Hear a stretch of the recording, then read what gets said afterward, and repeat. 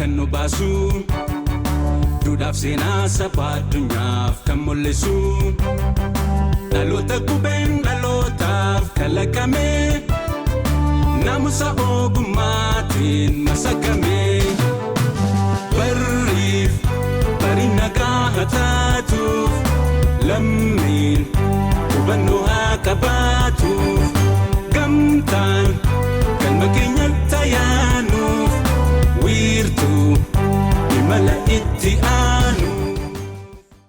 Har'i guyyaan isaa maali? Har'i guyyaan isaa Sanbata. Harka fuunee akkam jirtu kabajamtoota daawwattoota wiirtuu miidiyaa beellamni Sanbataa yeroo hunda torbee sa'aa kanatti simbira qaqqabu jalqabee jira. Beellamni Sanbataa torbeetti al takka sa'aa kana simbira ga'u egaa haala kanaanidha bareennee faayamnee kan simbiraan geenyu akka kanatti immoo bareechee kan nu faayee mana uffata aadaa Siinaanidha. Teessoon isaanii ammoo calcalii yookaan saarbeet naannoo biiroolee Oromiyaati itti goraatii bareedaa faayamaa siniin jecha asumaan mana uffata aadaa Siinaaniin galatoomii jenna. Keessummeessuudhaan immoo kan isin waliin turtii goonu Ansittiinaa Hajjii Lubee Girmaa gama ogummaa teeknikaaf kaameraatiin immoo ogeessa kaameraa kenna Firaa'ol Abrahaam waliin ta'uudhaan hanga dhuma sagantaa keenyatti eessallee deeminaa waliin tura.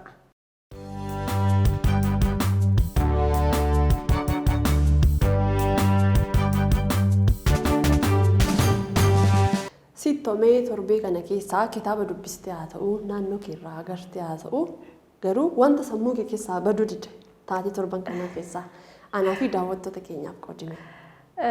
Torbee kana keessa wantoonni hedduun kan na gammachiisanii jiru garuu wantoonni lama na gaddisiisaniiru. Inni jalqaba mariin nageenyaa Taanzaaniyaatti akka gaggeeffamaa jiru wanta namni hundi beekudha. Akka milkaa'inaan xumuramus immoo hawwii qabnu torbee darbe ibsinee ture. Akka carratti walga'ichi osoo milkaa'inaa feera kun wanta na gaddisiise keessaa isa tokkodha. Sinis si gaddisiiseera. Irratti irra waan ta'eef baay'ee na gaddisiiseera. Akkaataan uummanni ana dabalatee uummanni ittiin abdiidhaan eeggachaa ture akkaataa addaa ture. Ammas immoo abdiin hin kutamu abdiin jiraachuu mala. Araarri kun gara marsaa sadaffaatti ceenatti fakkaata akka yaadutti ammas namni kamiyyuu abdii kutachuu hin qabu. Amantaa isaatiin waaqa isaa kadhachuu qaba. Namni araara barbaadu kamuun jedhaan akka kotti. Nageenyi biyya keenyaafis Oromiyaafis haa ta'u jecha isa lammaffaa immoo sittaayuun ga'a. Inni lammaffaan wanti na gaddisiise torbee kana keessa daa'ima ganda 15 ajjeefamuusaa dhageenye jira. Amma irratti kan namoonni hedduun qabamanii maatiin isaanii qarshii ni gaafatamu. Namni immoo hanga humna qabuun kenna.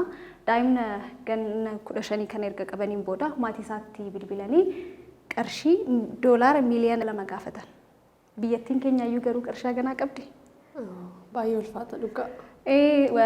Akkaataan itti ajjeesanis immoo wanta sirriitti nama sukkanneessudha. Daa'ima ganda 15 akka isaan haasawuufis nama jibbisiisaa qalaniitti ajjeesan jedhanii wantoonni akkanaa kun amma irratti hammachaa jiru.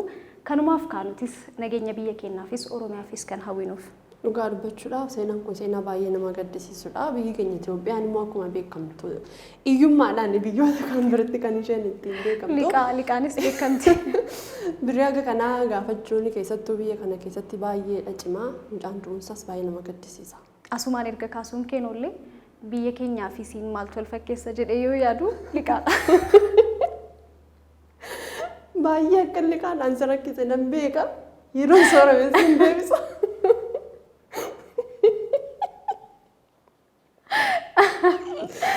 Yoo hagana kolfin immoo mee daawwattoota keenyaaf sagantaan jalqabaa maali?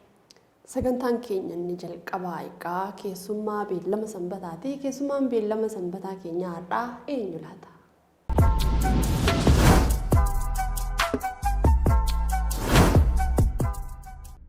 Kabajamtoota daawwattoota wiirtuu miidiyaa bakka jirtan maratti nagaan keenya isin haa qaqqabu. Kun egaa keessummaa beellama Sanbataa keenya guyyaa har'aati. Keessummaa keenya har'aatiin egaa nama jabaa yeroo ammaa kana hojii diraamaa afaan Oromoo keessatti ashaaraa mataa isaatii kaa'aa jiru keessummaa qabadhee isiniif dhiyaadheetii kanan jiru. Isa waliin turtii bareedaa akka taasisuun abdadhaa.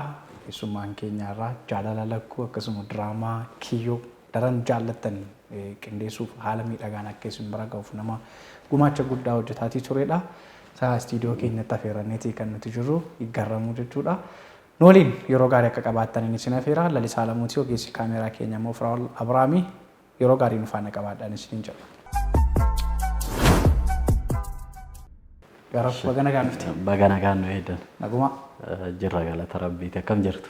jirra saagalatu jiruuf jireenya maal fakkaata? Baay'ee gaariidha. Kunoo gara miidiyaa keessanii dhufnee waan argine baay'ee gammanneerra. Galatoomii gaariillee waamicha keenya kabajjee istiidiyoo keenyatti yeroo aarsaa yeroon kun namaan mijatu suma nuti beeknudha. Hojii garaagaraatu jira. Immoo baay'ee isaarratti iyyuu hojii garaagaraaf muddamta.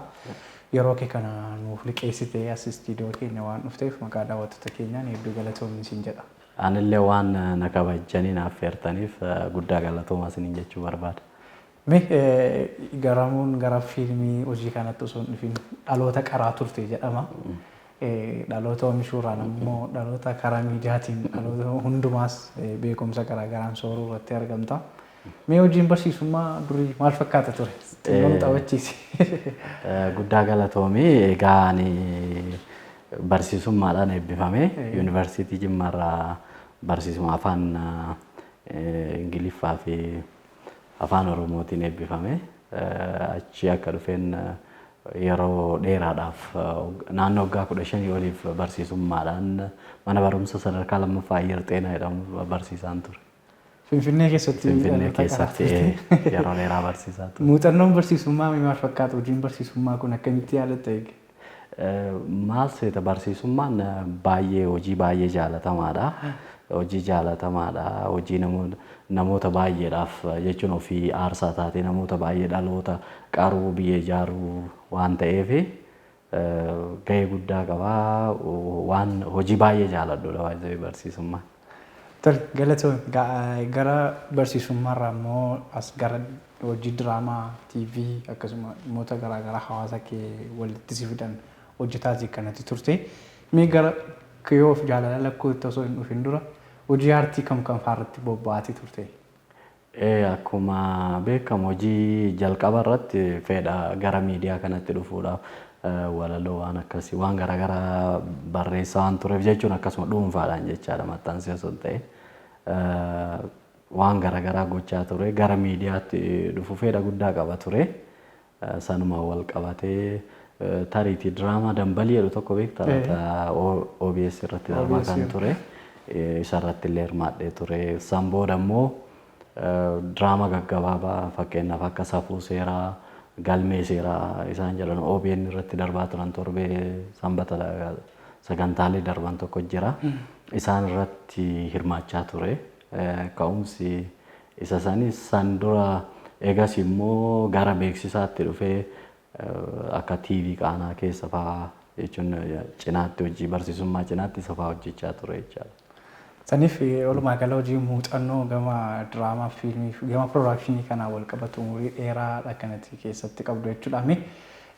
Waa'ee fi addunyaa fiilmii fi addunyaa diraamaa kana keessa galuudhaaf gama hojii barsiisummaa dhiisanii gara kanatti shiifti gochuun kun sitti ulfaanne ture kaka'umsi isaa maal ture? Maaltu jira sitti fakkaate yeroo baay'ee waanuma argiturra naannoo oolturra fakkeenyaaf ani amma qaanaa yeroo hojjedhu qaanaadhaaf hojjechaa ture.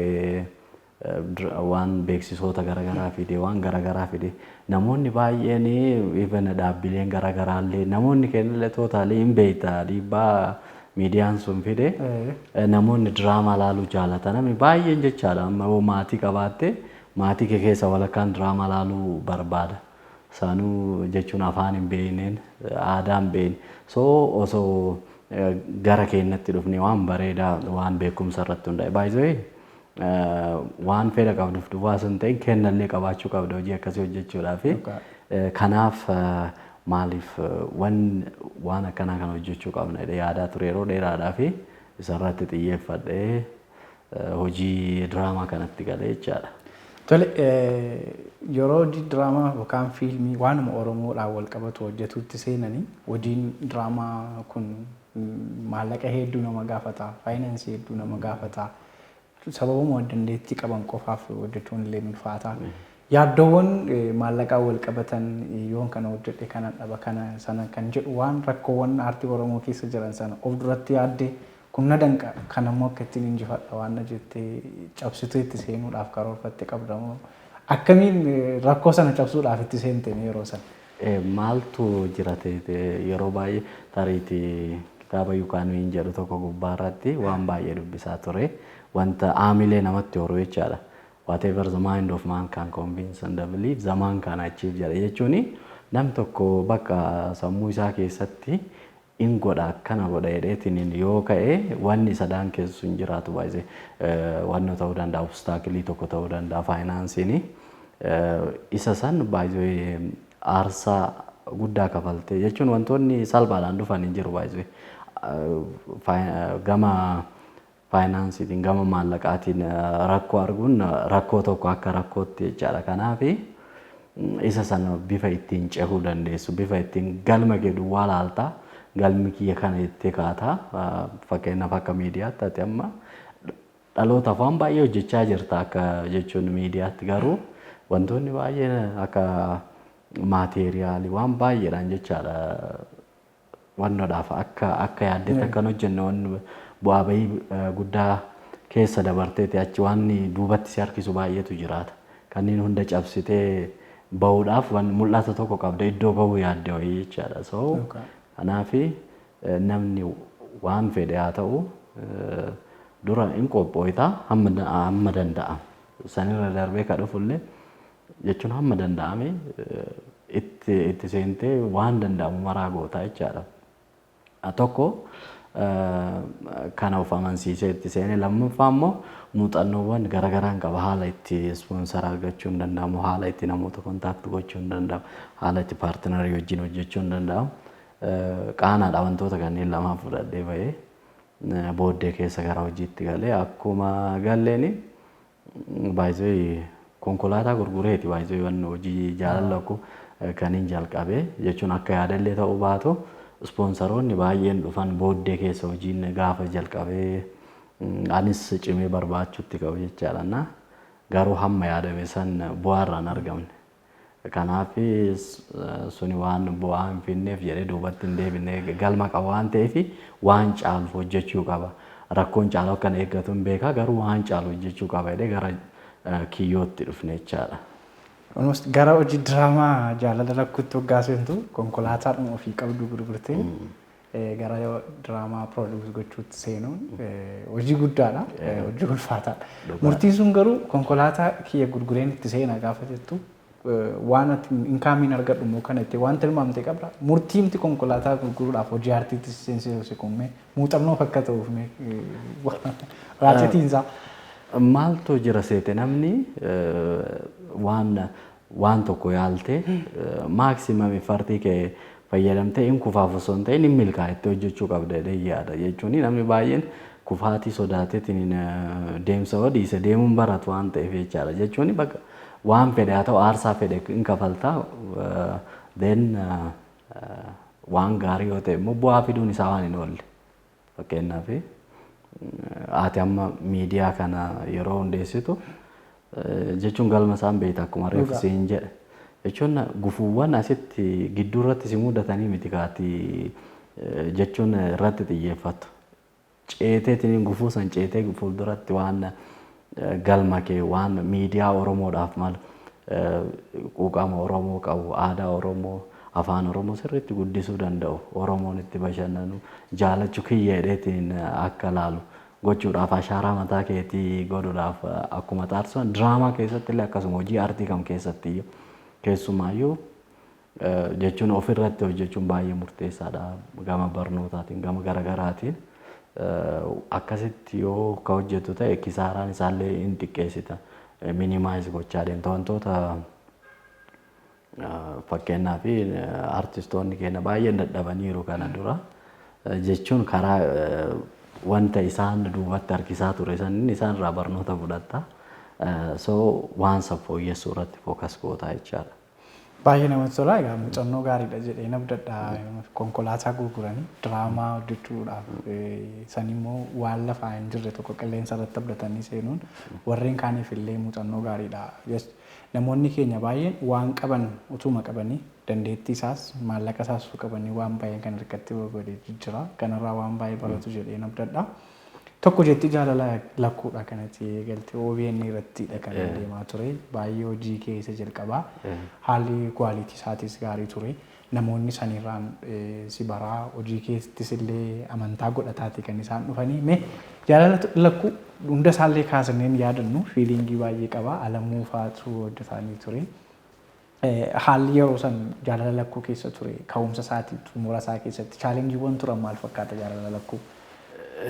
Maal tura wantoonni baay'een jaalala lakkuu ani giddu galeessa godhadhee ka hojjechaa ture waanuma beeknu fakkeenyaaf guddifachaa hin beekna aadaa Oromoo keessatti jechuun akkuma gahee inni qabu jechuun akkuma Oromootti illee gahee guddifachaan qabu ibsu barbaade irra caalaa immoo yeroo baay'ee waan karaarratti deemtu karaarra yeroo deemtu argituun illee kaatee dhukkubni kaleessa baay'ee rakkisaa ture yeroo sana namni jechuun yeroo sana illee ammallee baay'ee namni baay'een hin miidhama namni baay'een konkolaataadhaan karaarra dhaabbatee kadhata rakkuma hawaasaa fi bifa wannoo ta'een jechuun yaa hin beektaa diraama waanuma tokko bichaarratti waanuma tokko qofarratti xiyyeeffateeti miti kan wannoo jedhu waan baay'eedhaan miidhagsitee rakkoo jiru san reflect goota waan ta'eef jechaadha.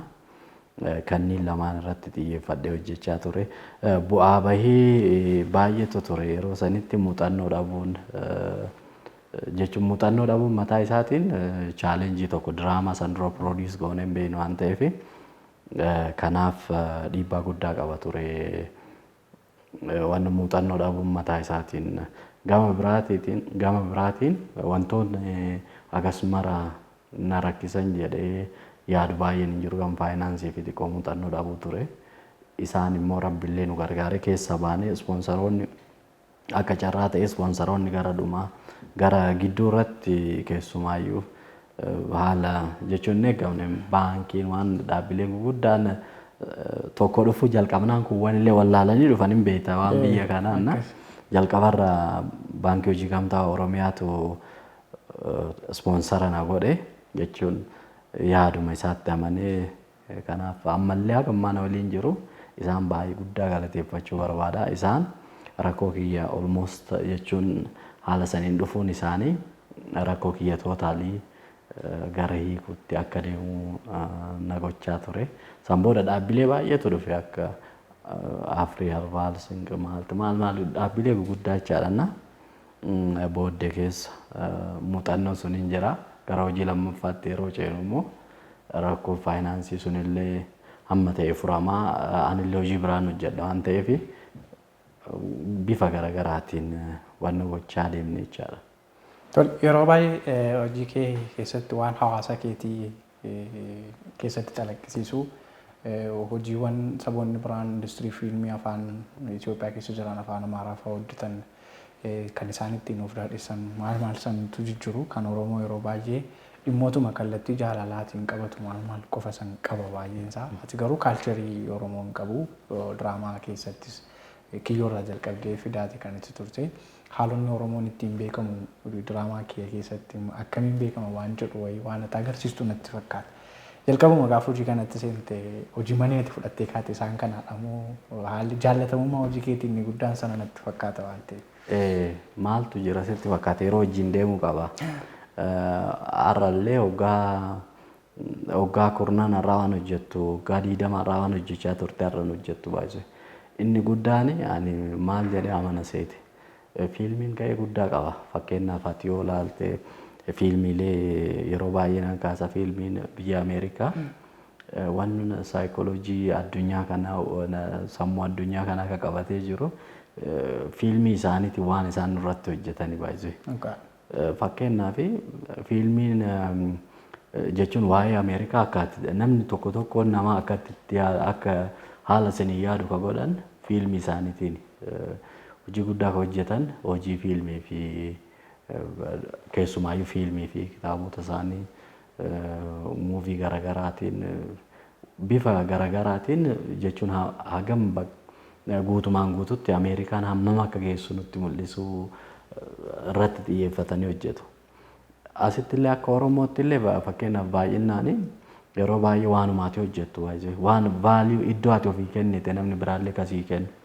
Kanaaf dargaggoota namoonni baay'een namoonni muuvii kana ilaalan perceptionii sana akka qabaatan barbaada. Fakkeenyaaf dargaggeessi Oromoo maaliif akka firaa ol hin taane fakkeenyaaf namoota kaampaanii gurguddaa hoogganan siigalee miti jechuun wanti xiqqoo qabatanii namoota boonan yookiin immoo wanni jedhan osoo hin taane namoota kaampaanii gurguddaa namoota biizinasii gurguddaa even faabrikaa gurguddaa biiliyoneroota miiliyoneroota akka ta'uu akka danda'amu barsiisuu qabda. Muuviidhaan barsiifta kanneen barnootaan illee amma fakkeenyaaf meeshaalee yoo ilaalte namni kaayyoo ofiitiif kaayyoo badaallee ta'u hamma duubatti jechuu akka hin qabne aarsaa kafaluu qabdu akka kafaltu. Inni biraa immoo fakkeenyaaf asitti akkuma biyyaatti illee yoo ilaalte diraamaan kennu waan baay'ee barsiisaa jira. Xumura isaa argiteerte yaada jechuun bakka Oromoon tokko ta'uu akka qabu wal madeessuu dandeenya waan garaagaraatiin jechuun wal yaadaan tokko ta'uu dhabuu dandeenya gama siyaasaatiin yoo fudhanne garuu immoo dhumarra waan hiikni dhumaa isaatti galtee araara ta'uu qaba jaalala ta'uu qaba jedhee waan yaadee fi moor xiyyeeffannoon kiyya dargaggoota barsiisuu hawaasa guutuu barsiisuu waan ta'eef inni sun immoo naa milkaa'ee jedhee yaada. Inni sun waan namoonni baay'ee yaadan waan namoonni ilaaluu barbaadan dursitee hubachuudha jedhee yaada. Isa san bifa sanii waan gooneef jaalala guddaa argateera jedhee yaada. Dhugaa dubbachuuf kiyyoo tillee osoo dhufi waan jaalala lakkuu kan duraan sana Alamuu Qumbee wajjin illee isatu main karakterii fudhatee ture wal dubbannee turre yeroo F5 irra turre haala gaariidhaan yeroo san sadarkaa sanatti waan miidhagaa fi bilchina qabu ture. Amma immoo kutaa 61 kan of keessatti qabatee seenaa baay'ee ulfaataa ta'ee hawwii guddaadhaan waggaa tokko oliif kan ture. Dadhabbii guddaa kan qabu diraamaan kiyyoo immoo jaalala lakkuu dachaadhaan gateeti kan inni qulqullina isaa eeggatee dhufe. Mee kiyyoodhuma jalqaba gaafa aayidiyaa isaa buucitee lafa keessu xaxaawwan achi keessa jiran sarbamni yaada namaa achi keessa jira rakkoowwan achi keessa jiru furmaan achi keessatti kaa'amanii jiru waldiddaa yaadaatu jira araaratu jira waan amma kana dheeratu waan amma kana bal'aa ta'e kunis biyya guutuu jechuu dandeenya. Jalqaba gaafa iskiriiptii isaa jalqabdu kiyyoo jalqabbii isaarraa kaatee wanti ammas ga'u kun mee waan kiyyoo irratti waan moggaasuma maqaa isaatirraa illee kaanee waan baay'eetu furmaata keessa jira waan ta'eef. Akkuma argite san bu'aa baay'ee qaba. Kaaraakterii garaagaraa qaba jechuun ergaa garaagaraa qaba. Ammoo hojii baay'ee yeroo hojjetu keessumaayyuu iskiriiptii yeroo barreessitu wantoota elemantiiwwan diraamaa hin jiraatu. Isaan sanniin akkuma ta'e jechuun gama saayinsii isaa hodhan jechaadha.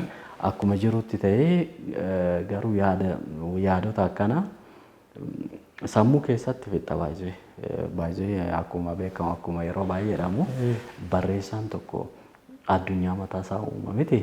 Addunyaa san keessatti nama barbaade dureessa godha, nama barbaade hiyyeessa godha, kan barbaade wal ajjeesisa, kan barbaade immoo walitti firoomsa jechuun abbaa uumaa wannoo saniiti, uumaa addunyaa saniiti jedhee yaada. So maayinni yeroo akkasitti yaadu waanuma lafarra jiru waanuma argiturraa kaateetiin ni baay'ee waan barsiisuu yaadde jechuun jalqaba isaatii fi dhuma isaa sammuma keessatti fixa baay'ee akkana ta'e baay'ee kopaallee haasaa deemtu yeroo garii yaadaan baddee haala kanaan jechuun yaada tokko fooyyessaa deemtu sammuma keessatti. San booda gaafa dhuftee waraqaa irratti barreessuu eegaltu yaadni sii dhufaa deema babal'isaa deemta. Even more immoo hojii diraamaa kan bareechu konfliktiidha. Konfliktiitti uumaa deemta. Kan si dhibu kiyyoo baay'ee dinqisiifatte. Kiyyoon waan guddaadha. Amma danda'ametti akka seenaa diraamaa Oromootti jechuun baay'ee waan kiyya ta'eef osoo hin ta'in namoonni baay'ee illee yaada fiidbaakii illee fudhattaa miti hojii guddaadha. Namni baay'een anillee akkasumatti ilaala jechuun hojii baay'ee guddaadha. Keessee ofuma keetiif gaafa laaltu hojii nama biraasiif fakkaata. Kan si dhibu amma hojiin amma hojjechaa jiru immoo hin caala isa caala jedhee yaada jechuun waan baay'ee barachaa deemta waanuma caalu hojjechuu qabda jedhee yaada. Hojicha kana akkuma sii kaasu yaade jechuun akka salphaatti miti. Diraamaa jaalala kuutiin namni yoo akkas acceptance akkas ga'u yoo wannoo argadhe maaliif waan caalu hojjechuu dandeenya yaada jedhuun ka'ee jechuun yaadota baay'ee sammuu keessa deddeebisaa ture. Eeriyaa irratti hojjechuu yaadee fi jechuun amma dhimma kiyyoo kanaan ala dhimma biraallee yaadaa ture garuu kiyyoon yaada filatamaa jechuun yaadni isaa guutuun isaa ergaan isaa filatamaa waan tureef achirratti fookas godhee qopheessaa ture jechaadha. Jechuun waanuma yeroo tokkoon ta'e osoo hin ta'in yeroo dheeraa fudhattee guyyaa guyyaadhaan yaada baay'ee sammuu keessatti fixee eegas teessee yeroo barreessitu baay'ee salphaa ta'a. Dhugaadha. Egaa kabajamtoota daawwattoota keenya taateewwan dhimma diraamaadhaan wal qabatan yeroo baay'ee namoonni kan iskiriinii irratti argan taatota diraamaa yookaan immoo aktorootadha kan ilaalamu. Aktoroonni yookaan taatonni jajjaboon nuti gama iskiriiniitti ilaallu immoo dinqiiwwan barreessaan hojjete yookaan lafa barreessaan uume sanadha kan isaan ta'anii argamanii. Baay'een nama warra iskiriinii irratti mul'atan malee warra dudduubaa seenaa sana hojjetan quba hin qabanii hojiidhuma industirii fiilmii fi diraamaa keessatti jechuudha. Garamuun immoo barreessaa diraamaa kiyyooti. Baay'een keessan diraamaa kiyyoo daawwattanii jaallattaniitu jedheen abdadha. Mee gara diraamaa kiyyoo keessatti wanti ati barreessite inni qindeessu daayirekteerri keessa ta'u sirkaa fudhatanii taatonni waggaa hojiitti hiikan haalli namoonni iskiriinii irratti daawwatan fakkeenyaaf firaa'oodis haa ta'u miilaalaas haa ta'u hojiin dinqisiisoon sun waan jarri sun uuman osoo hin taane waan ati uumteetti kennitee daayirekteerri kee qajeelchee immoo isaan hojjetu turan. Wantoonni ati akka inni irraanfanne si godhan hojii sana keessatti akka ati hin daganne si godhan kiyyoo keessatti jechuudha. Almost barreessiteetti kennite waan barreessite caalaatti illee yeroo isaan si gammachiisan yeroo itti argite miirri gammachuu ati kiyyoo keessatti hojii waayillaan kee waliin hojjetaa turte irraa argate isaaniin akkamitti akka itti ibsitu barbaadeen. Almost kiruun sun kiruu addaa ta'ee waan natti mul'atuuf. Baay'ee amma kan si dhibu jechuun kireeditii kana guutuu fudhachuun barbaada. Amma fakkeenyaaf jaarsummaa kana almost hunduma keenyatu barreessedhee yaada. Sadhumaa kan. Jechuun haalaan itti yaadee kan biraa ture garuu keessumaayyuu guyyaa tokko yaadadha yeroo boqonnaa wayii jechuun haaluma tokkoon yeroo garii bakka asitti osoo dhumeetteetu waan dhiistuun jiraatan jechuun iskiriiptiin afeera hin beekamaa garuu ana achumatti dhiisuu barbaade wantoota chaalenjii yeroodhaaf na quunnamaniif jedhee jechaadha. Jechuun abdii kutatte waan hin jiraate yeroo garii maa inni san booda yeroo ta'uun qabu hundi isaanii kan si dhibu amma hojiin kun kiyyeechuu hin danda'u. Aktaroonni martiyyuu akka maatiitti baay'ee jaalalli walii qabu, rispeektiin walii qabnu baay'ee adda. Keessumaayyuu gara dhumaa kana yaada jaarsummaa kana osoo akkana gooneedha Soolanii fi Meeriin keessumaayyuu Meeriin osoo akkana ta'e hoo yaada jedhu kaasnee irratti mari'anne Soolan Amaan Meerii fi ana daayirektara dabalatee jechaadha. Tennee hoteela kennaatti yaadadha. Osoo akkana ta'e akkanatti osoo wannoodhe hojii kana tiimiidhaan waan hojjennee fi baay'ee bareedaa akka ta'e malee guutumaan guututti hojii barreeffamaan barreesse duwwaa miti jechuu barbaadeeti jechuun kireeditii guddaa isaaniif kennuu barbaada. Marti isaanii dhugaa dubbachuudhaa fi waan kana ni barreesse caalaa lubbuu itti horanii miidhagina kennanii fi ta'anii jaalalaan baay'ee waan si ajaa'ibu ta'anii hojjetan. Ani yeroo baay'ee involve gochuun hin jaaladhu hojii tokko egaa wannoo kennite egaa namatti kennite even yaadumallee kennuun barbaadu already irratti haasoyne egaa hojii jalqabanii daayirektara wajjin yeroo fudhanne iskiriiptii irratti dubbanne irra waan ta'eef isa wannoo guutuu kennitaa fi tariitii wanni ani godhu galgala keessaa waraabaman san faalaaluu sponsora barbaadu waan garaagaraa waan biizinasii hojii wal faayinaansii hojii wal qabate laaluu malee yeroo baay'ee hojii kana akkuma tiimitti hojjenne baay'ee na ani fuulduratti illee tiimiin akkanaan jiraate yaadu maatiidha viidiyoo tariitii argiteerta ilaala. Baay'ee akka maatiitti yeroo gammachuu kenna ibsinu. Even ammallee miirri sun hunduma kenna bira jira. Dhumuu isaatti namni hin gaddine hin jiraatu. Manni hin jiru hundi isaa even dhumuu isaatiin baay'ee fiilgoon irraa walitti boo'uu wal dinqisiifachuu argiteerta yaada. Akkas ta'uu qaba baay'ee hojiin.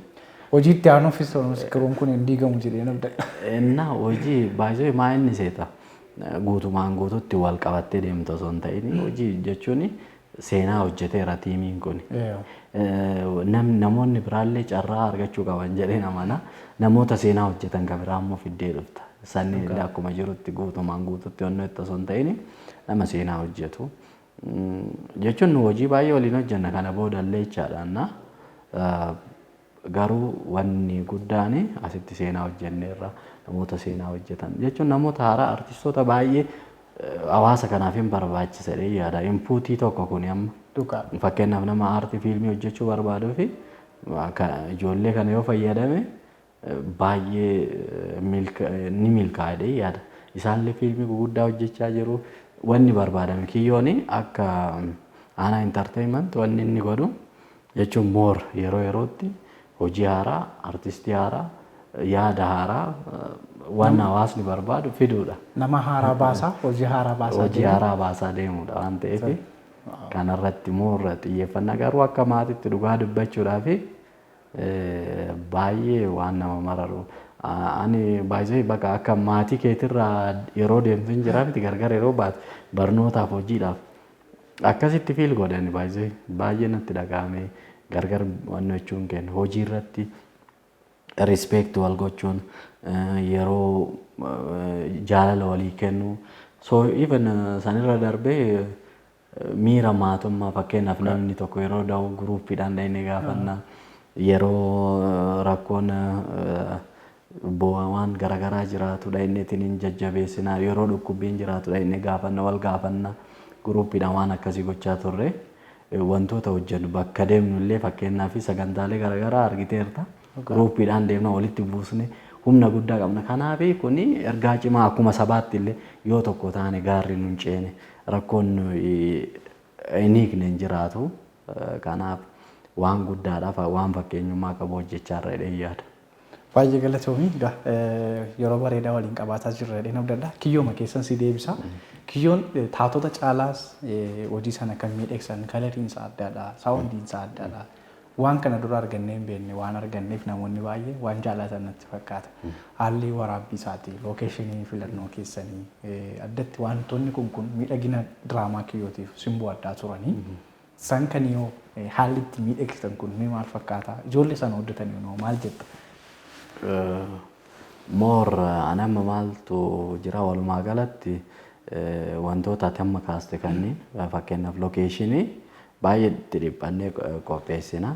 Keessumaayyuu asumaan galateeffachuu barbaadu biiroo koomishinii turizimii Oromiyaa biiroo isaanii banaa nu godhanii adda lalisee dhugaa Oromiyaa keessa namni akka isaanii 4-5 osoo jiraate gamannoo kanaan wanni qaamni biraan hojjenne isaan hojjetanii guddaa galateeffachuu barbaada biiroo isaanii sirriitti itti fayyadamne haala gaariidhaan bareechaniiru isaanii biiroo bareedaa san nullee haala bareedaadhaan itti fayyadamne san duwwaa miti faayinaanshaaliillee isin baasii isin barbaachisaa waan garaagaraa baasii baay'ee baastu jedhanii maallaqaan illee ispoonsara nu godhan.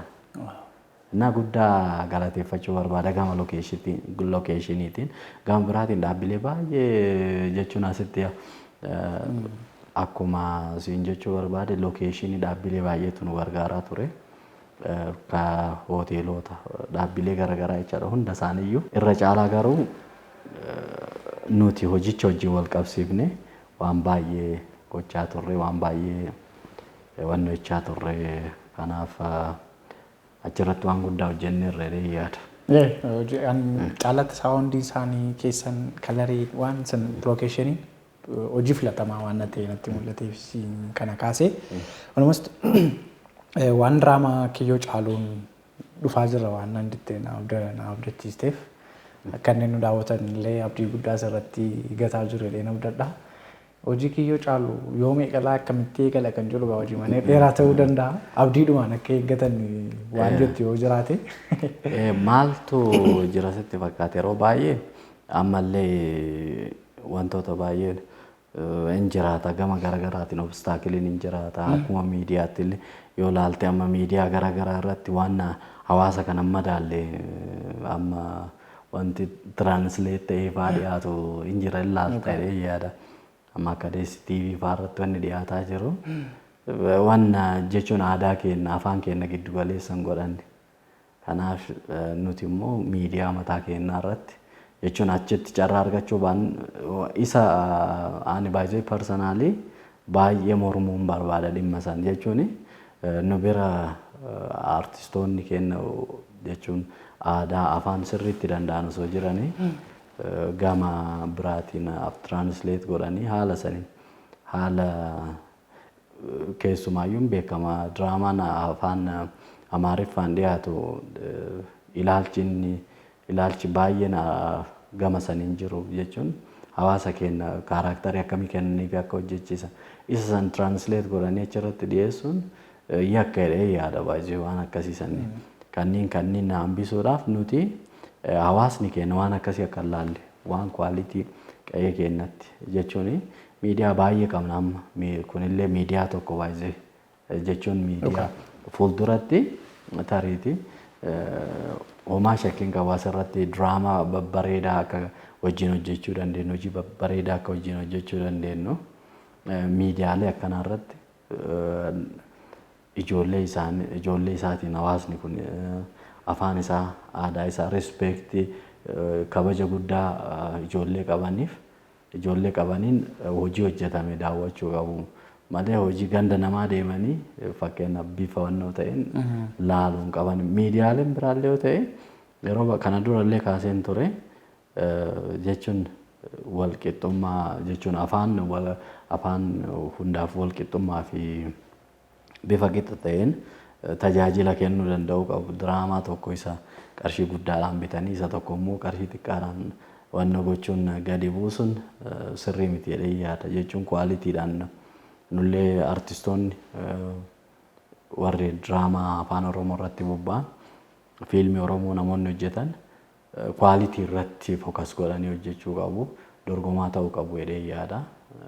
Kanaaf amma akka hojii itti aanu kanaaf kan hin kaasuu barbaadu hojii baay'ee bareedaa qopheessaa irra rabbi jedhee hin beekamu gamma miidiyaa kanarratti dabarsa jedhee wanni inni yaada hin jiru garuu gara YouTube ana entertainmentii fi miidiyaa tokkoon darbuun isaa waan hin oollee fi hojii baay'ee caalu hojii baay'ee bareedaa ta'e qabannee dhufna jedhee yaada. Kana duwwaa miti kiyyoollee gara kitaabaatti geeddareera waan ta'eef asoosama ta'eera.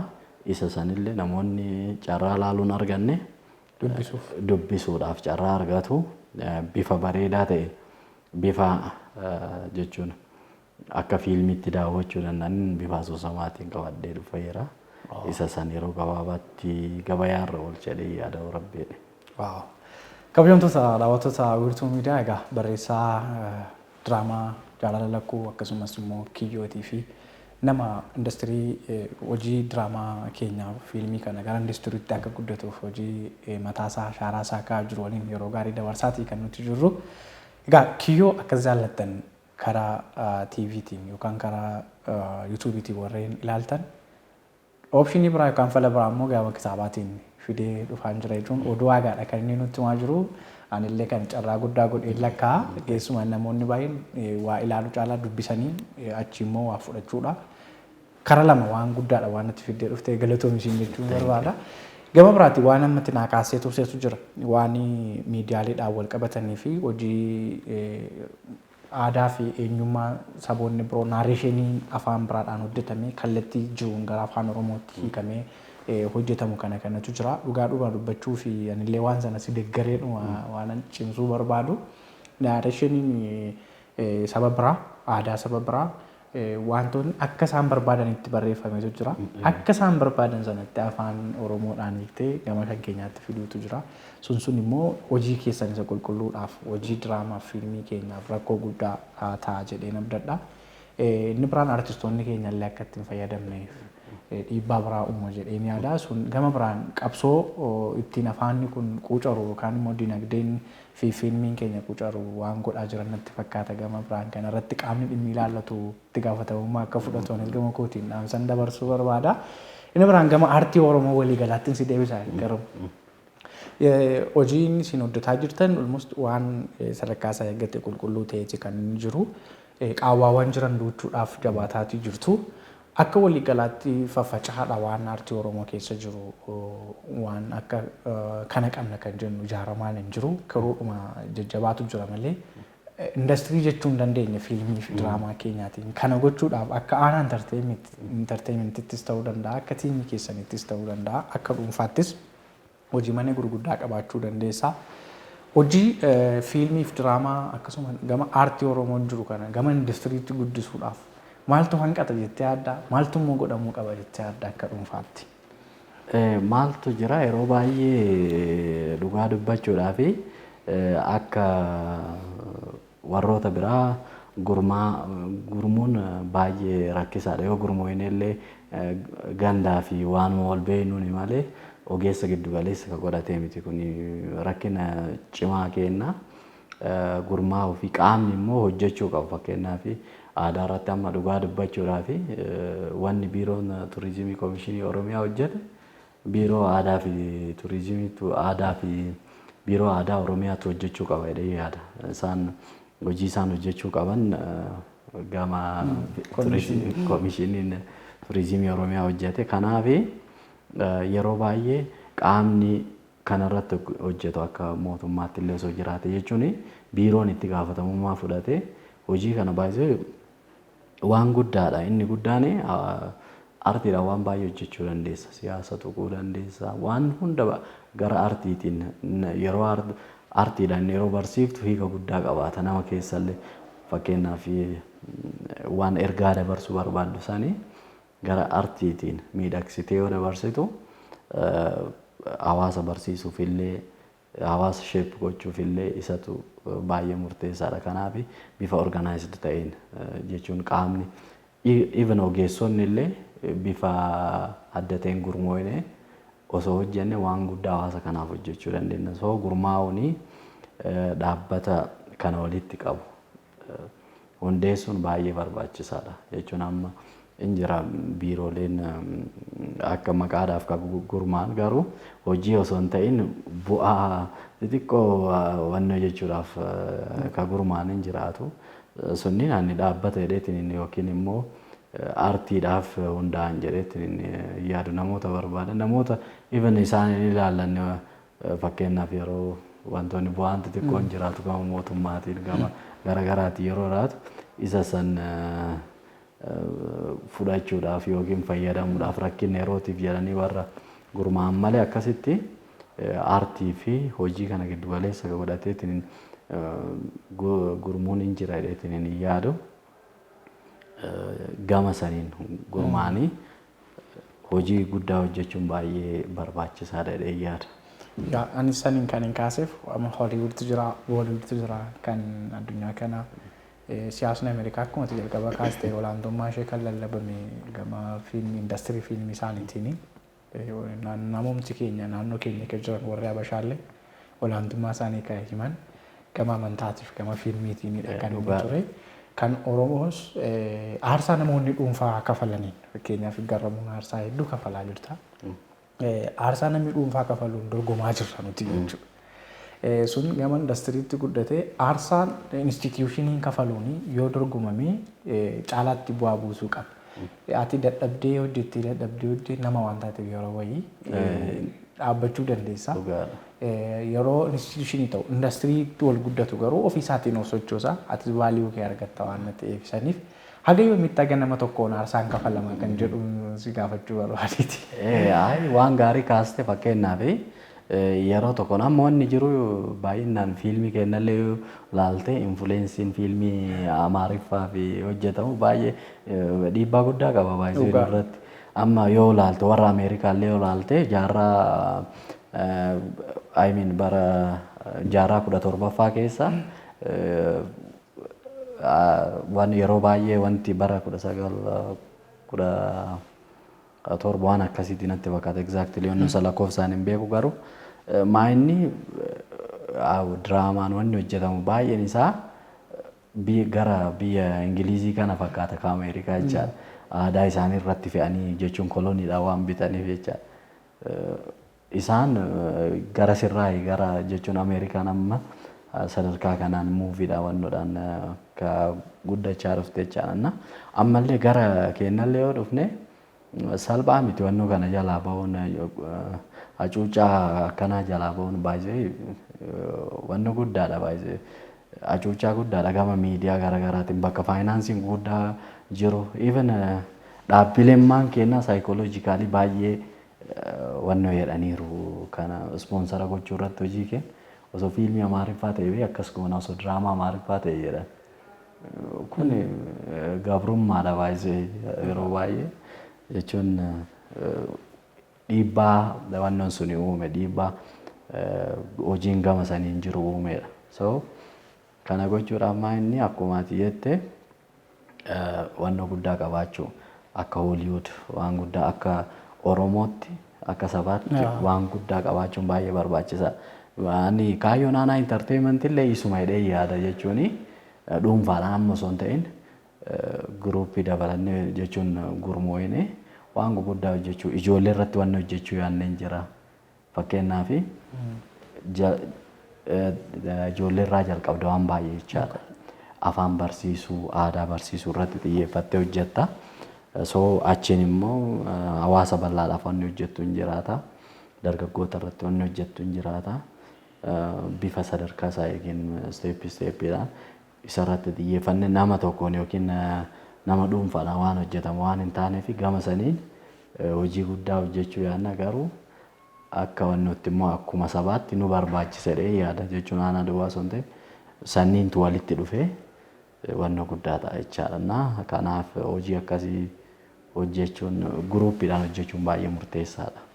Galatoomi egaa yeroo bareedaadha kan waliin qabaataatii jirru waan jaalala lakkuus waan kiyyoos waan industirii fiilmii afaan Oromoos waan baay'ee kaasneeti kan nuti jirru yeroo guddaa nuuf kennite as istiidiyootti waan argamteef hedduu si galateeffachaa dhuma irratti garuu akka dhaamsaattis haa ta'u hojii maneedha kun gara fuulduraatti waan na jettu yoo jiraate carraa isaa sii kenneen dhimma biraaf immoo kiruu aanaa entertainmentiif akkasuma kan jaalala kan kiyyoo waliin wal agarra jedheen abdadhaa dhimma bal'aa goonee nutis qophii saatalaayitiitti waan na jirruuf jechuudha.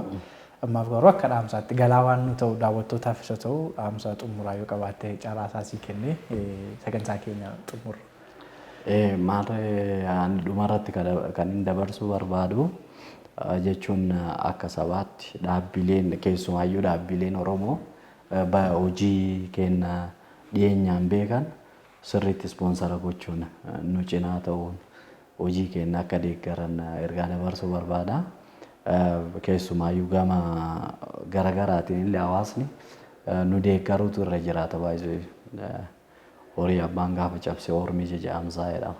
Jechuun yoo isaan nu jajjabeessin yoo isaan nu wajjin hin ta'in hojii caaluuf hin kakaanu waan ta'eef dhaabbileen qaamni dhimmi kun ilaalu martu dhimma dhuunfaa akka hin taane dhimmi aartii fi dhimmi miidiyaa dhimma hawaasaa ta'uu giddu galeessa godhatanii waliin dhaabbachuu akka qaban ergaa dabarsuu barbaada.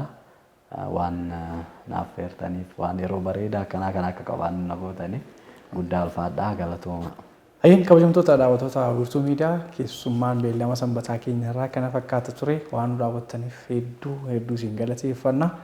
Egaa hojii fiilmii diraamaa akkasumas immoo gama industirii hojii kanaatiin wal qabatu namoonni jajjaboon dudduuba ta'anii warra iskiriinii irratti mul'atan baasan namoota jajjaboo akkasiidha kan nuti qabnu jechuudha. Isaan kana waliin hojii gurguddaa hojjenna jenneeti kan nuti abdannu fuulduratti Har'aaf nu daawwachuu keessaniif hedduu isin galateeffannaa. Allalisaa lamuun ture Firaa'ol Abiraam Gabaa ogummaa kaameraaf teeknikaatiin na waliin ture. Waan nu daawwattaniif horaa bulaa fayyaa ta'a.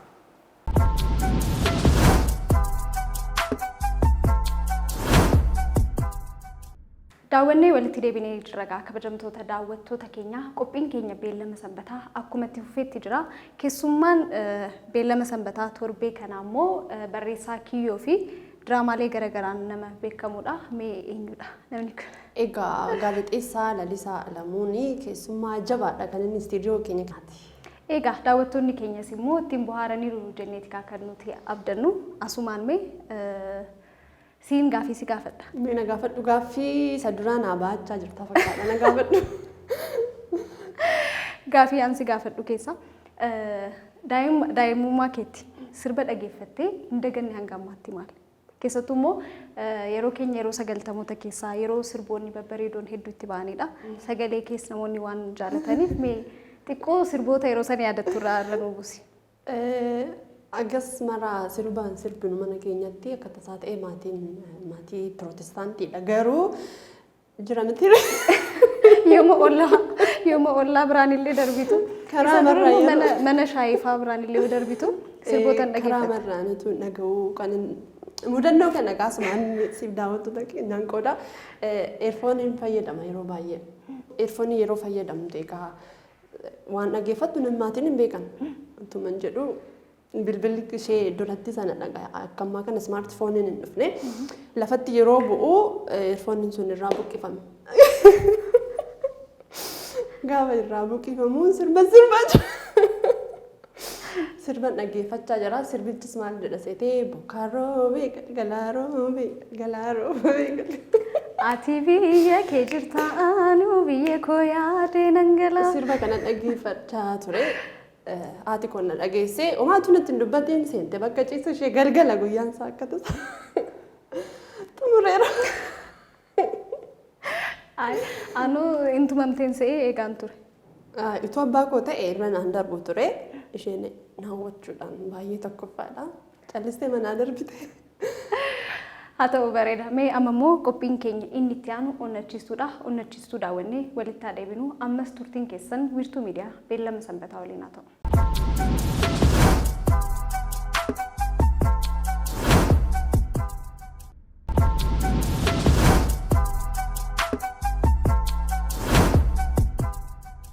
Qaama guutuu qabaatanii mul'ata dhabuurraa qaamaan hir'uu ta'anii mul'ata qabaachuun carroomuudha. Qaamaan hir'uu ta'uun yaadaan hir'uu ta'uu akka hin taane namoonni nuuf mirkaneessan akka addunyaattis ta'ee akka naannoo keenyaatti baay'eetu jiru.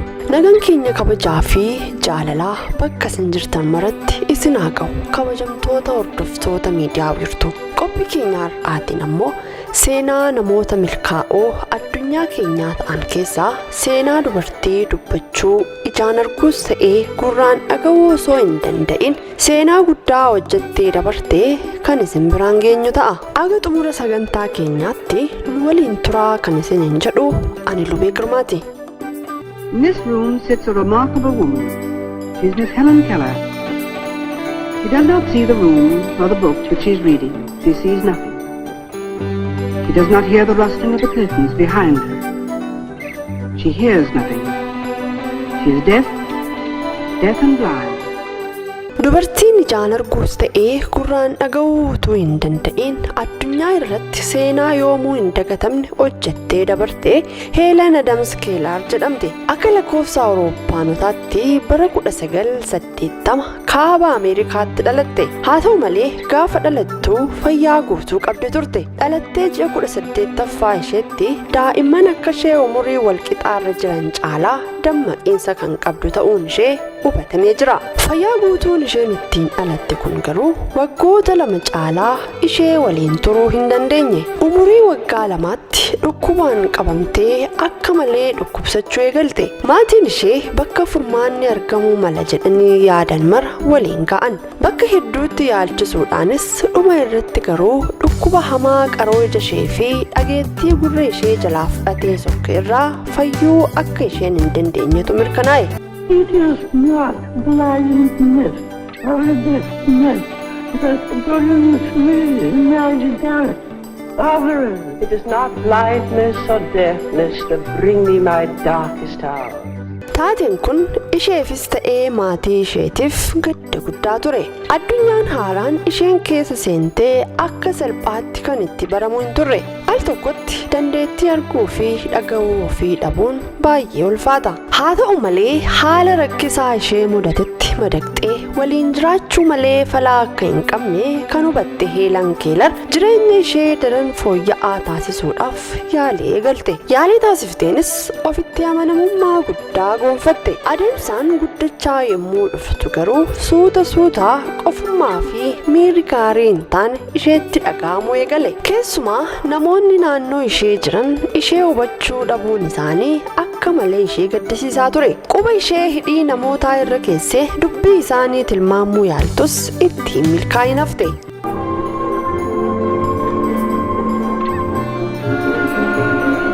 For her letters, she uses a regular typewriter. She is fast and accurate, but she has Polly check her letters. Being blind, she cannot permit herself the casual mistakes of the scene. Yaaddoon maatii ishee yeroo hundaa akkamitti akka mucaa isaanii daa'imummaan rakkoo hamaa keessatti kufte kana karaa ittiin gargaaran fala barbaaduu ture. Maatiin ishee jiraattota baadiyyaa waan ta'aniif achitti mucaa akkanaa barsiisuun rakkisaa ture. Kun ammoo maatii isheetti dhiphina guddaa ta'e. Heeruu dooktaroota ishee yaalaa turaniin obbo Aleksaandar Girahaam Beel kan Waashingtan jirutti geessan. Inni ammoo namni dhimma kana irratti qorannoo hojjetu Dr. Hawwi Laawuraa Biraandman namni jedhamu akka jiruu fi isa bira yoo deeman tarii nama Heelaniin barsiisu argachuu akka danda'an isaanitti hime. Abbaan Heelanis atattamaan qaama jedhameedhaaf xalayaa barreessee gaafate. Yeroo xiqqoo booddees dhaabbanni gaafatame suni barsiistuu Aanee Suliivaan jedhamtu akka isheen Heelen barsiistuuf gara maatii isheetti erge. Kuni maatii Heelaniidhaaf gammachuu jechootaan hin ibsamne ture. From the Perkins Institute for the Blind came Helen's liberator, young Anne Mansfield Sullivan. Annie Sullivan, herself half blind as a child, her vision never fully restored, broke at last through the darkness and silence of Helen's life. With minute, painstaking steps, she led Helen into realizing that around her was an unimagined world of sight and sound, where communication was possible between human beings. Once Helen's quick intelligence was freed, leaped ahead. She learned the meaning of reading.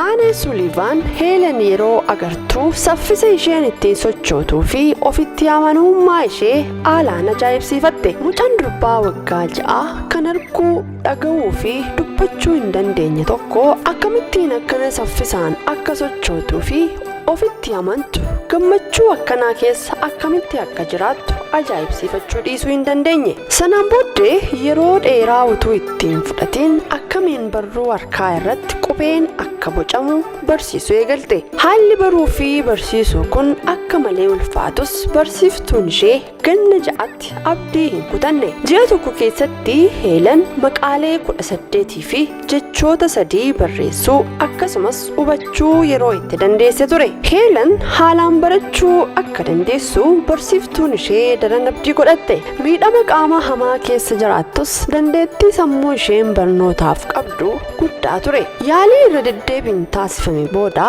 Heelen Keelar qubeewwan ijaan arguu hin dandeenye qubaan tuttuqxe. Baruu fi dubbisuu danda'uun namootaan walii galuufis dandeettii kominikeeshinii horatte. Barsiiftuun ishees ishee barsiisuu fi gorsuu ittuma fufte. Heelenis garaan keenya gaarummaa fi waan gaariin yoo guutame Waaqayyoon argina. Isa kan arginu garuu ija keenya fooniin utuu hin taane yaada garaa keenyaa isa nu keessa jiruu fi hafuura keenyaanidha jechuudhaan dhaadachuu eegalte. You can't advocate for disability rights if you're not also advocating for racial justice and gender equality. Critics of Helen Keller point to one notable exception in her advocacy for people with disabilities. She was once a supporter of eugenics.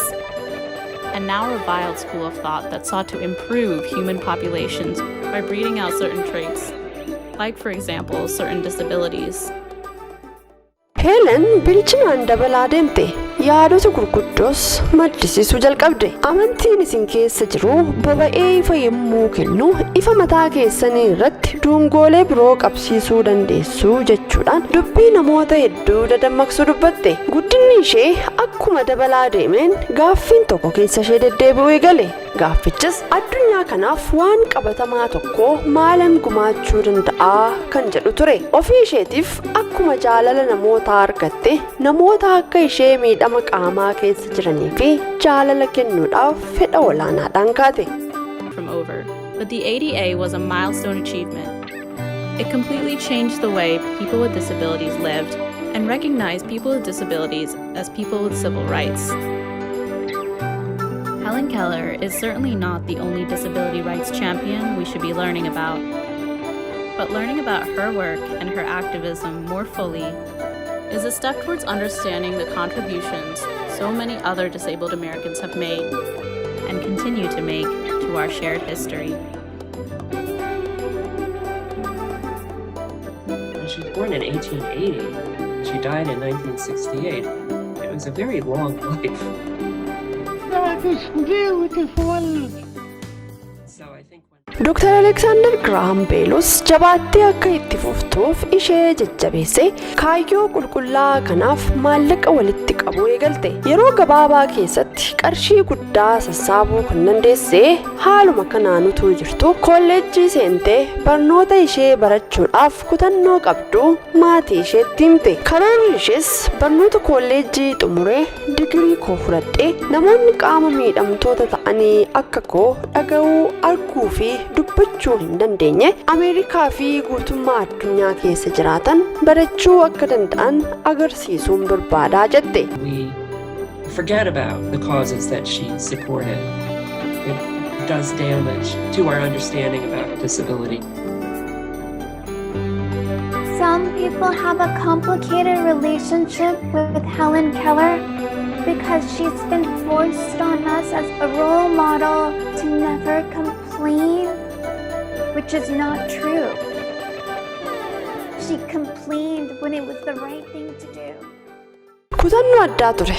Namoonni akka ishee ta'an kanaan dura waan isaan hin hojjetiin akka isheen hojjechuu dandeessu amanuu baatanis maatiin ishee gufuu itti ta'uu waan hin barbaanneef qofa isheedhaaf eeyyaman. Hiriyoonni ishee garuu wanti kun waan hin yaadamne akka ta'etti himanii yaada ishee akka jijjiirtuufis cimsanii akeekkachiisan. Isheen garuu gorsa karaatti ishee hambisuu danda'u kamiifuu gurra hin laanne. Bu'aa bayii baay'ee keessa darbuudhaan barnoota kolleejjii xumurtee kolleejjii Raarfiild jedhamu irraa qabxii olaanaadhaan eebbifamte. Rakkoo kamuu ciniinnattee keessa darbuudhaaf ogummaa qabdu turte. Ogummaa kanas amantii dukkana gara ifaatti jijjiiruu jettee waamte. Helen Keller's image is on the Alabama State Quarter. It's an image taken from a photograph of her reading a Braille book. And there's a motto that says, Seenaa keessatti dubartii arguu dhaga'uu fi dubbachuu hin dandeenye taate digirii ishee fudhatte keessaa ishee jalqabaa kan taate Helen Kelleridha. Helen Keller addunyaa kana irraa rakkoon inni guddaan ija dhabuu miti, garuu immoo utuu ija qabanii mul'ata dhabuudha kan jettuu fi sanaan boodas humni qabee ishee dhaabuu hin argamne. Hojiiwwan barreeffama ajaa'ibsiifannaa guddaa gonfatan qopheessuu fi galii irraa argatteen qaama miidhamtoota deeggaruu hojii ishee idilee taasifatte. Qaama miidhamtoonni hedduunis gumaacha Helen Keller irraa fayyadamoo ta'an Awustiraaliyaa, Ameerikaa kibbaa fi Afrikaa irra naannoftee waa'ee qaama miidhamtootaa dubbachuun hubannoo guddaa uumte. Jaalalli isheen kitaaba qulqulluudhaaf qabdu adda ture. Guutummaa isaas irra deddeebitee dubbistee jirti. Helen Keller wasn't a courageous person, but it's kind of a safe message without any sort of controversial overtones to it. It's like Helen Keller worked hard and she got educated, and that's all we need to know.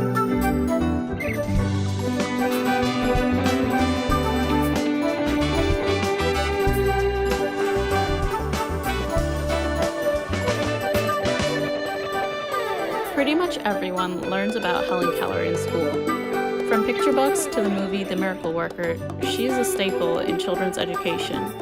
But we only learn about one aspect of a multifaceted and complicated person.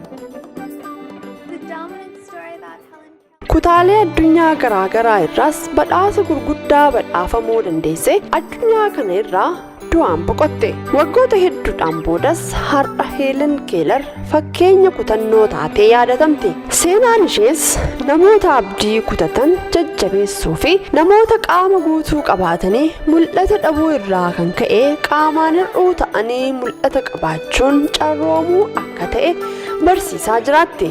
From the Perkins Institute for the Blind came Helen's liberator, young Anne Mansfield Sullivan. Annie Sullivan, herself half blind as a child, her vision never fully restored, broke at last through the darkness and silence of Helen's life. With minute, painstaking steps, she led Helen into realizing that around her was an unimagined world of sight and sound, where communication was possible between human beings. Once Helen's quick intelligence was freed, leaped ahead. She learned the meaning of reading. Egaan hordoftoota keenya qophiin keenya guyyaa har'aa seenaa Heelen Keelar ishee addunyaa kana irratti dhiibbaa uumuudhaan fakkeenya dhaloota har'aa taatee isin biraan geenye. Aga xumura qophii keenyaatti nu waliin waan turtaniif ulfaadhaa, yeroo gaarii qabaadhaa. Young Anne Mansfield Sullivan. Annie Sullivan, herself half blind as a child, her vision never fully restored, broke at last through the darkness and silence of Helen's life. With minute, painstaking steps, she led Helen into realizing that around her was an unimagined.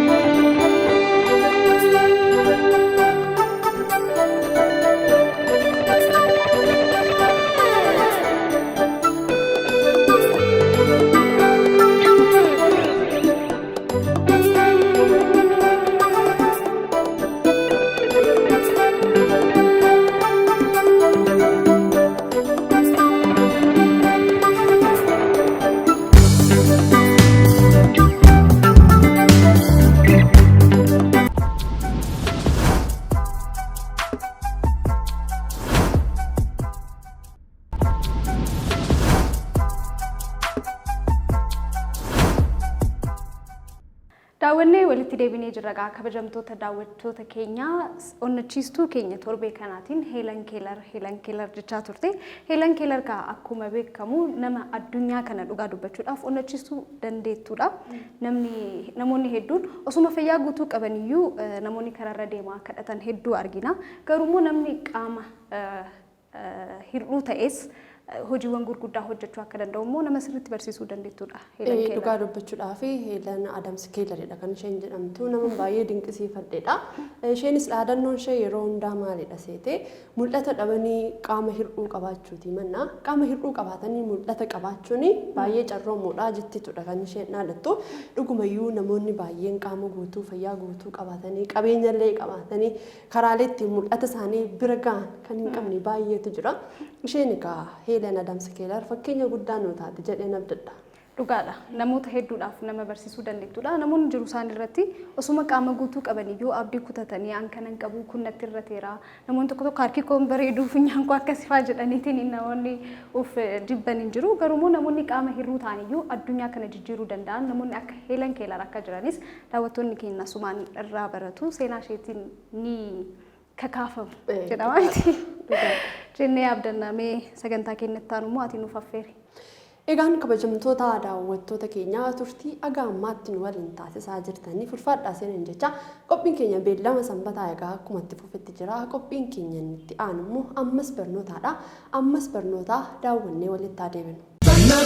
Barnoota ammas barnoota kanata mukaba kaayoo oromoota. Barnoota ammas barnoota kanata mukaba kaayoo oromoota.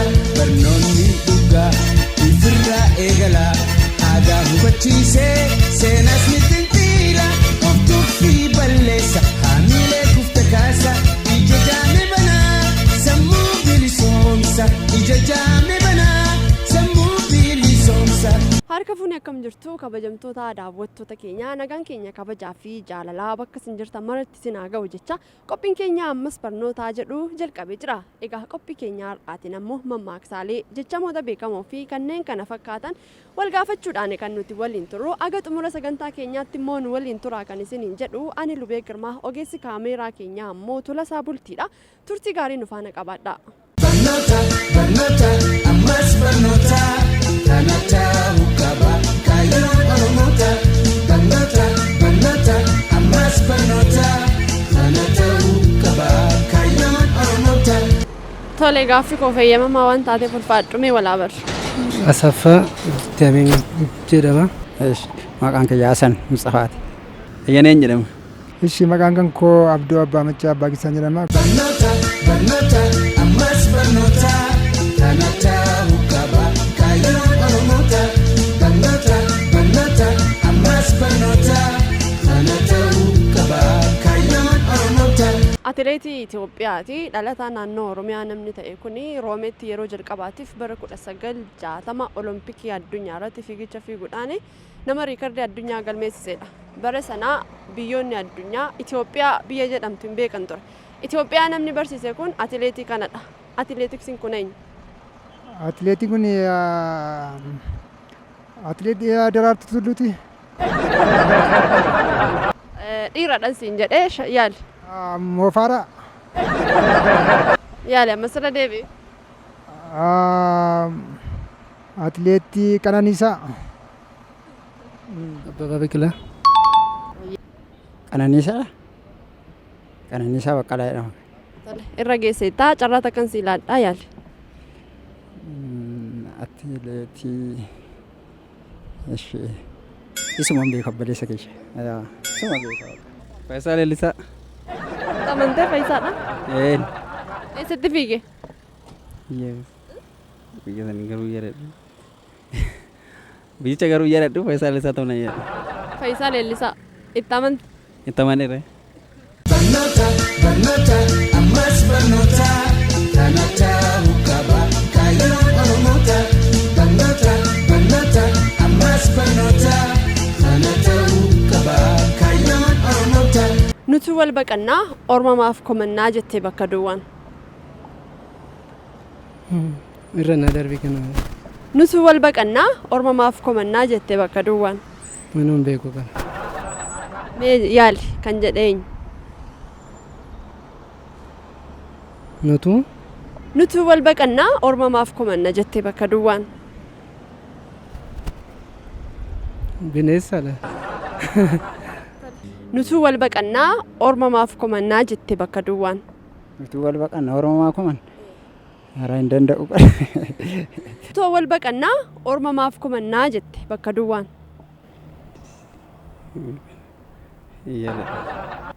Mee yaali eenyutu jedhe?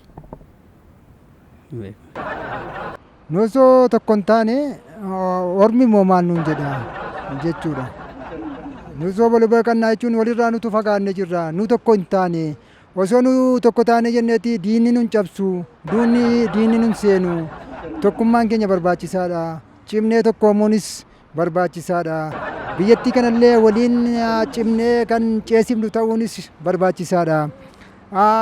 Keessumaayyuu wantani dhaloota wantan dhaamuu barbaadu umurii waggaa 18 hanga waggaa 60 gadi kan jiranuuf Dr. Abiy Ahmed cina akka jarri dhaabbatan an barbaada. Maaliif diinni dheengadda nu cabsaa ture har'as nu cabsuudhaaf nutti yaadee jira.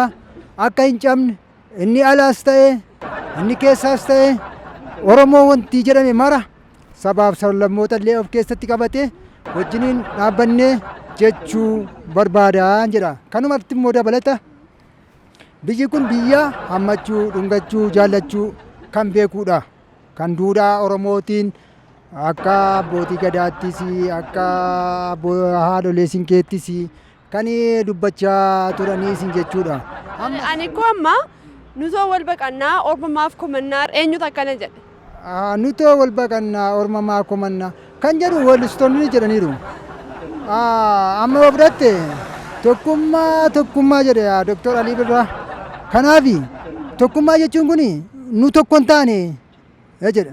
Mammaaksadha. Mammaaksa kana kan jedhe eenyu? Mammaaksa kan artistoota tun taane mammaaksadha. Ani garuu mammaaksa kana kan jedhe dhiifamnaa godhii na of kolchii beekuu hin dandeenye. Tokkoffaan wantani walalootti na wayii sii qopheessadha asirratti sii jedhu muma. Kunoo araara ammas araara barris bara araara. Abiyyeef marroon jedhan araara abiyyeef marroon jedhan araara kunoo ammas araara diinasaaf sabasaaf ta'e araara diinasaaf ta'e rasaasa diinasaaf ta'e rasaasa. Barnoota ammas barnoota kana ta'uu qaba kaayyoon oromoota. Barnoota ammas barnoota kana ta'uu qaba kaayyoon oromoota. Gaaffiin kun sadaffaan sadaasa 29 akka Itoophiyaatti maaliin kabajamee oola? Qillee. Sadaasa 29. Alaabaa Itoophiyaatiin. Alaabaa Itoophiyaa. Kan yaaltuun qabdu? Hin biraan beeku. Sadaasa 29. Kan fuuldura keenya jiru. Sabab salmamoota ayyaana sabab salmameeti. Yeroo meeqaffaadhaaf kabajamuutti jira? Isa yeroo shanaffaa akkasiitiin beeku dhuga. Akkasittiin qoradhu dhahee kiyya dhiisi bakka. Fuuldura keenya kan jiru Adawaa. Adawaan kun yeroo meeqaaf kabajamaa jira? Yeroo 156.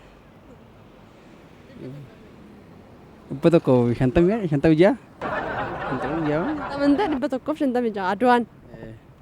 Kanaafuu sadaasa 29 Adawaatu kabajama. Sadaasni 26 akka Itoophiyaatti baay'ee natti ulfaata ture. Guyyaa goototaati. Sadaasa 26 jedhetu hin taane sadaasa 29 maaliin kabajamee oola? Wallaahi kana hubachuudhaaf hin dandeenye dhiifama naa godhi. Yaalimee maaliin waan kabajamee oolu sitti fakkaata? Gaafiin sadaasa 26 kun sadaasa 29. 29 guyyaa goototaati. Barnoota ammas barnoota kana ta'uu qaba kaayyoon oromoota. Barnoota ammas barnoota kana ta'uu qaba kaayyoon oromoota. Gaaffii dhumaan si gaafadha. Durba duudaa jechuun maal jechuudha? Kan gaa'ela bira hin geenye jechuudha. Gaa'ilaaf kan hin geenye yookaan immoo gaa'ela kan hin qabanne jechuudha. Durba aadaati. Aadaa Oromoo keessaa tokko dubaree. Kanaafuu durba duudaa jedha. Qarree akkasi. Durba duudaa jechuun durba qarree. Durba duudaa jechuun maali? Durba neerumne durbummaa hin jiraattu waan maati bira. Durba duudaa jechuun kan hin nageenyedha. Yaalarra geesse. Duudaa jechuun wanta tokko kan itti himnaan hin nageenye yookaan hin yaanne sammuun hin hubanne namni kanaan bakka maal jeeta beektaa bishaanitti dhagaatti yeroo bishaan naqxu keessa hin seenu akkasuma jechuudha bakka. Kanaafuu durba duudaa jechuun kanumaan nageenya jechuudha jechuudha. Kan waamaayyuu nageenya jechuudha gama kootiin akka ittiin fudhadhaa yoo hiika biraa qabaate immoo natti himuu dandeessaattis. Barnoota ammas barnoota kana ta'uu qaba kaayyoon oromoota. Barnoota ammas barnoota kana ta'uu qaba kaayyoon oromoota. Gaaffii koo fayyamamaa waan taateef ulfaadha. Ishee fayyaa ta'a isinillee. Sinas galatooma. Ishee galatooma isinillee. Galatoomi naaf jiraadhu namallee dhalootallee qaree baasuu rabbiin si haa taasisuun jedhaani gama kootiin kabajoomu. Barnoota ammas barnoota kana ta'uu qaba kaayyoon oromoota. Barnoota ammas barnoota kana ta'uu qaba kaayyoon oromoota. Egaan kabajamtoota daawwattoota keenyaa qophiin keenya ammas barnootaa jedhu kana fakkaatu ture. Qophii keenya irraa barattaniitu akkasumallee ittiin bohaartaniitu jenneetudha kan nuti abdii qabnu. Gaaffiin gaafachaa ture keessaa muraasa deebisuuf yaala. Egaa gaaffii tokkoffaa gaafanne irratti atileetii Itoophiyaa dhalataa biyya Oromoo namni ta'e bara 1960 keessaa biyya Roomaanitti Olompikii addunyaa irratti fiigicha fiiguudhaan riikardii addunyaa namni galmeessisee eenyudha jenneetudha kan nuti gaafanne. Egaa namni kun atileet Abbabaa Biqilaa gaafa ta'u yeroo sanatti atileet Abbabaa Biqilaa fiiguu isaatiin dura biyyoonni addunyaa biyya Itoophiyaa jedhamtu hin beekan ture. Sababii Abbabaa Biqilaa biyya sanatti deemuudhaan riikardii addunyaa galmeessiseen biyyi Itoophiyaa iyyuu beekamte jechuudha. Gaaffiin lammaffaa gaafanne ammoo jechamadha. Jechamni kunis nutuu wal baqannaa ormamaaf kumannaa kan jedhe eenyudha jenneetudha kan nuti gaafanne. Egaa jechamni kun nutuu wal baqannaa ormamaaf kumannaa jettettis ni jedhama jechuudha. Egaa bakka kanatti jechamni kun kan inni ibsu tokkummaa dhabuu keenya nutuu tokkummaa hin qabnu orma maaliif kumannaa akka jechuutti hiikamaa jechuudha. Gaaffii sadaffaa gaafanne irratti ammoo sadaasii 29 akka Itoophiyaatti maaliin kabajamee oolaa jenneetudha kan nuti gaafanne. Egaa sadaasii 29 akka Itoophiyaatti guyyaa sabaa fi sablammootaa jedhameetudha kan inni kabajamu. Guyyaan sabaa fi sablammootaa kunis yeroo 18ffaadhaaf kan kabajamudha jechuudha. Gaaffii afuraffaa fi sadhumaa irratti ammoo durba duudaa jechuun maal jechuudha jenneetudha kan nuti gaafanne. Durba duudaa jechuun egaa durba hin heerumne durba durbummaa qabdu durba kan taate jechuudha. Egaan kabajamtoota daawwattoota keenyaa qophiin keenya haga ammaatti daawwachaa turtan kana fakkaata ture. Nu daawwachaan waliin turuu keessaniif hedduu isin galateeffanne torbee qophii kan birootiin deebinee haga wal agarrutti nama torbanii nu haa taasisu nagaan tura. Barnoota barnoota ammas barnoota kanata hukaba kaayyoon Oromoota. Barnoota barnoota ammas barnoota kanata hukaba kaayyoon Oromoota.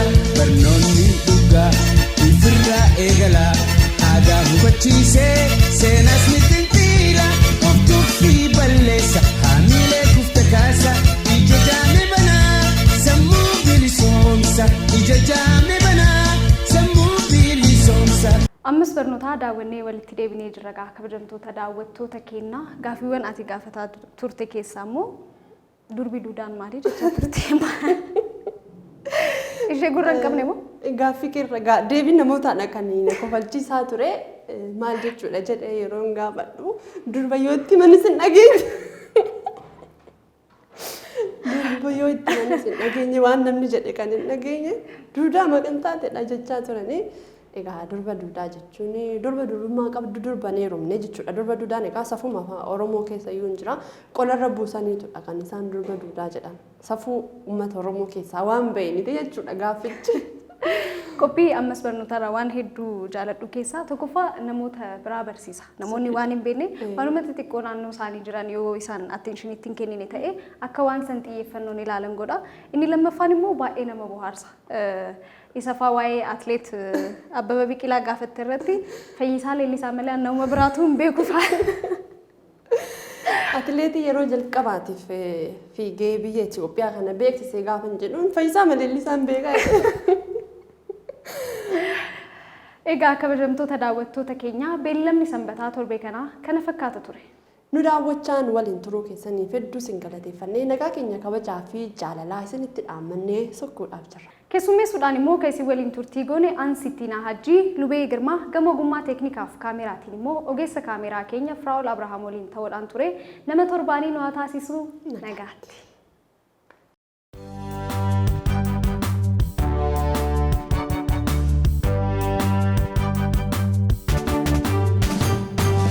Ebu odeeffannoo haqaa kan nu baasu duudhaaf seenaa saba addunyaaf kan mul'isu dhaloota qubeen dhalootaaf kalaqame naamusa ogummaatiin masakame barriif bari nagaa haa taatuuf lammiin hubannoo haa qabaatuuf.